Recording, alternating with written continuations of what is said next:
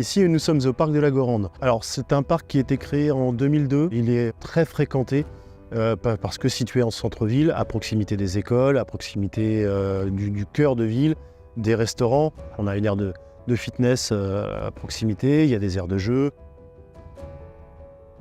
On a fait un inventaire des zones humides sur le territoire communal. Cette caractérisation de zone humide a commencé par un échange entre la commune de Vouillers et un particulier pour à l'origine créer un cheminement, puisqu'on était dans une logique de continuité des mobilités douces sur le territoire, avec pour objectif de créer une traversée supplémentaire sur l'Auzance, de manière à créer une boucle piétonne.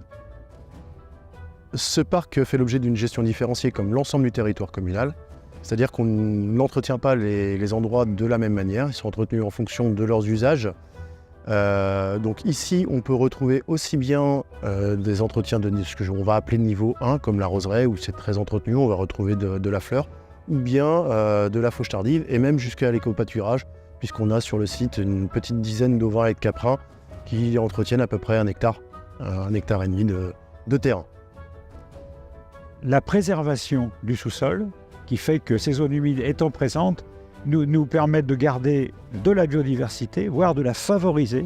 Je pense qu'il y avait vraiment une volonté politique de faire connaître les enjeux liés à la préservation des zones humides, notamment par rapport à la préservation de la qualité de l'eau. Surtout la volonté politique, il y a un petit peu d'argent à y mettre, ça c'est clair.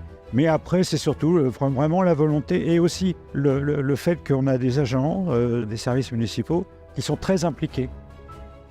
L'idée de valoriser cette zone, c'est surtout pour un côté pédagogique, faire comprendre au grand public quels sont les intérêts des zones humides et ce pourquoi il est indispensable de les préserver.